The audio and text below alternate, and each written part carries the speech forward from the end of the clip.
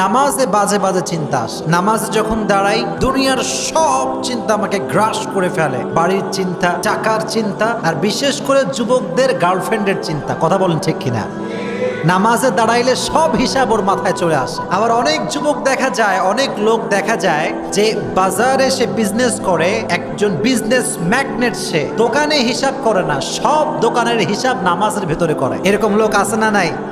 আছে। এখন আপনি কি করতে পারেন? What you can do to overcome the bad thinking from সালাহ। এক নম্বর যে আমলটি আপনি করবেন সেটি হচ্ছে রাসূল করিম সাল্লাল্লাহু আলাইহি ওয়াসাল্লাম, সকলেই পড়েন সাল্লাল্লাহু আলাইহি ওয়াসাল্লাম। ওমর ইবনুল আস রাদিয়াল্লাহু তাআলা আনহু একবার রাসূল করিম সাল্লাল্লাহু আলাইহি ওয়াসাল্লামের দরবারে আসলেন, এসে বললেন, ইয়া রাসূলুল্লাহ, ইয়া হাবিবাল্লাহ, নামাজ যখন আমি দাঁড়াই শয়তান আমাকে কুমন্ত্রণা দেয়, নামাজের ভিতরে বাজে বাজে চিন্তা দেয়, আমি কি করতে পারি ইয়া রাসূলুল্লাহ? রাসূল বললেন, চিন্তিত হওয়ার কোনো কারণ নাই। যখন তোমার নামাজে বাজে চিন্তা আসবে তখন তুমি একটা কাজ করবা। জোরে বলেন, কয়টা? একটা। তখন তুমি পাঠ করবে, আমার সঙ্গে সকলেই পড়েন, আউযু বিল্লাহি মিনাশ শাইতানির রাজীম। এটা পড়বে এবং পড়ে একদম সামান্য একটা সুয়ের আগায় যতটুকু থাকে এই সামান্য পরিমাণ থুতু তুমি তোমার বাম দিকে, এটা আমার বাম দিক, এটা আপনাদের ডান দিক, আপনাদের যদি এখানে দাঁড়ান তাহলে বাম দিক কোনটা হবে? এটা, ঠিক আছে। তো বাম দিকে হালকা করে থুতু দেবেন। তবে থুতু দেওয়ার সময় খেয়াল রাখবেন এই থুতু যেন আপনার মুসল্লির গায়ে না পড়ে। মুসল্লির গায়ে পড়লে কিন্তু মায়ের একটা মাটিতে পড়বে না। এজন্য থুতু দিবেন একদম কিঞ্চিত পরিমাণ, হালকা, যেন এটা হালকা এখানে এসে পড়ে।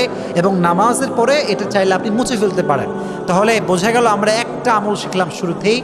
আমলটি হচ্ছে when you will feel bad thinking, মানে আপনি খুব খারাপ চিন্তা অনুভব করছেন যখন, তখন আপনি যে কাজটি করবেন, আউযু বিল্লাহি মিনাশ শাইতানির রাজীম পড়ে বাম কাঁধে একদম সামান্য থুতুর ছিটে ফোঁটা দিবেন। পারা যাবে ইনশাআল্লাহ? সাহাবী পরবর্তী সময় বর্ণনা করেছেন যে আমি যখন থেকে আমলটা করা শুরু করেছি শয়তান আমার থেকে 14 হাত দূরে থেকেছে। সুবহানাল্লাহ পড়েন। শয়তানের আশেপাশে আসার সাহস পায়নি। এক নম্বর আমল।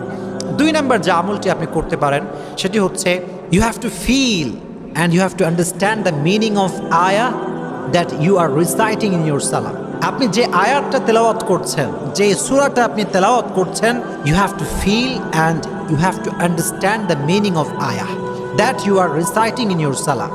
যে আয়াতটা আপনি পড়ছেন এই আয়াতের অর্থ কি রয়েছে, আল্লাহ তাআলা কি বলেছেন, এটা অনুধাবন করার দরকার। প্রিয় ভাইরা, আছে না নাই? অনুধাবন করবেন। ফর এক্সাম্পল, আপনি আল্লাহু আকবার দিলেন।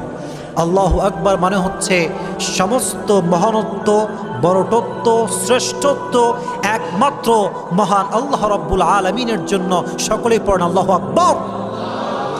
এটা আপনাকে ফিল করতে হবে। আবার আপনি দাঁড়ালেন, আলহামদুলিল্লাহি রাব্বিল আলামিন। এর অর্থ কি? সমস্ত প্রশংসা একজনের জন্য, তিনি কে? Alhamdulillah Rabbil Alameen. All the praise to Allah who is the owner of this world. সমস্ত প্রশংসা একমাত্র রবের জন্য, একমাত্র আল্লাহর জন্য, যিনি এই গোটা পৃথিবীর স্রষ্টা। তিনি কে?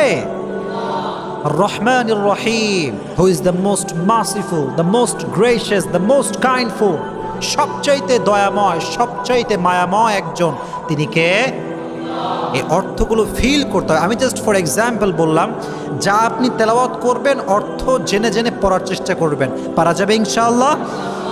3 নাম্বার আমল, আপনি যখন ওযু করা শুরু করেছেন নামাজের পূর্বে, এটা আপনাকে মনোযোগ দিয়ে করতে হবে। আমরা দেখা যায় ওযু করার সময় কোনো মতে করে আমরা চলে আসি, ওযু হয়েছে কি হয় নাই ও জানেই না। এরকম লোক বাংলাদেশে আছে না নাই?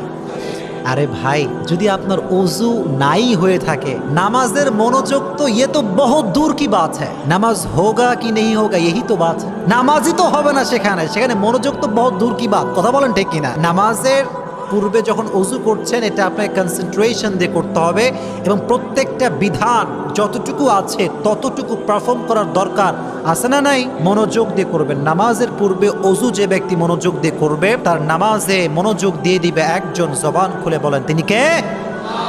এজন্য ওযু যখন করবেন মনোযোগ দিয়ে করবেন, প্রত্যেকটা অঙ্গ প্রত্যঙ্গ ভালো করে ধুবেন। যখন আপনি পরিপূর্ণ ওযু করবেন তখন মনের ভিতরে প্রশান্তি দিবে একজন, তিনি কে? 3 নাম্বার আমল। 4 নাম্বার, এটা হচ্ছে লাস্ট, সেটি হচ্ছে নামাজ যখন আপনি দাঁড়িয়ে গিয়েছেন মানে আপনি now you will start the সালাহ, একদম নামাজের পূর্ব মুহূর্তে সকলেই এক্সট্রা ভাবে পড়বেন আউযু বিল্লাহি মিনাশ শাইতানির রাজিম বিসমিল্লাহির রহমানির রহিম। এই এতটুকু পড়ে নামাজ শুরু করবেন। পারা যাবে ইনশাআল্লাহ? কে কে এই আমলগুলো করবেন দুটো হাত তুলে বলেন ইনশাআল্লাহ।